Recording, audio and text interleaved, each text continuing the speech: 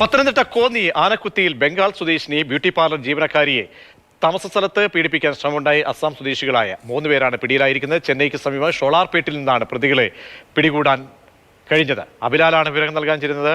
അബിലാൽ, എന്നാണ് ഈ സംഭവം ഉണ്ടായത്? പ്രതികൾ പിന്നീട് മുങ്ങുകയായിരുന്നോ? പ്രതികളെ പിടികൂടാനായിരിക്കുന്നു എന്ന വിവരം കൂടി ലഭ്യമാകുമ്പോൾ.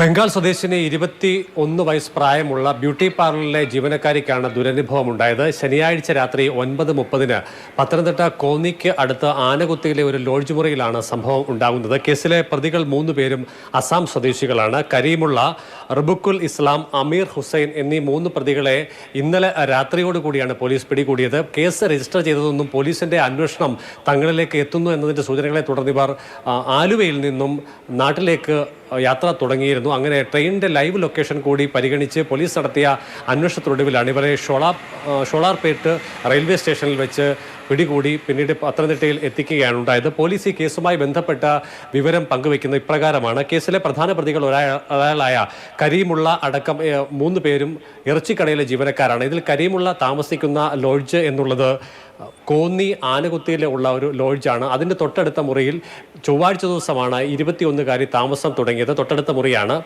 ഇതേ തുടർന്ന് പെൺകുട്ടിയെ ദുരുപയോഗം ചെയ്യണമെന്നുള്ള ഉദ്ദേശത്തോടു കൂടി 3 പേരും കൂടി ആസൂത്രിതമായി രംഗപ്രവേശനം ചെയ്തു എന്നുള്ളതാണ്.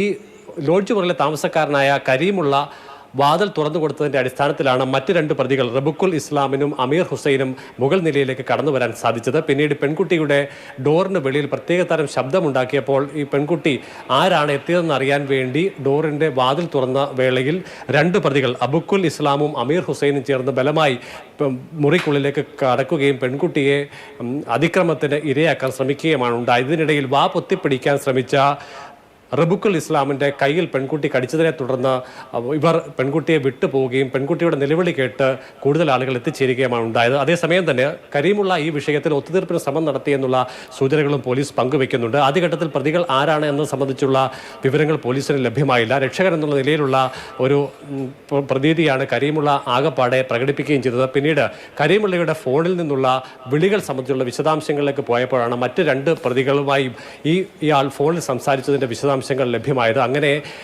അന്വേഷണം എത്തുന്നു എന്നതിന്റെ ഘട്ടത്തിലാണ്, അന്വേഷണം അറസ്റ്റിലേക്ക് നീങ്ങുന്നു എന്നതിന്റെ സൂചനകളെ തുടർന്നാണ് പ്രതികൾ 3 പേരും സ്ഥലത്തു നിന്നും കടന്നത്. പിന്നീട് യാത്രക്കിടയിൽ പോലീസ് അതിവിദഗ്ധമായി സൈബർ സെല്ലിന്റെ കൂടി സഹായത്തോടു കൂടി പ്രതികളെ 3 പേരെയും പിടികൂടുകയാണ് ഉണ്ടായത്. വിശദമായി ചോദ്യം ചെയ്യലിൽ ഇവർ കുറ്റം സമ്മതിച്ചിട്ടുണ്ട്. ഒപ്പം തന്നെ ഇവരെ വൈകുന്നേരത്തോടു കൂടി കോടതിയിൽ ഹാജരാക്കും.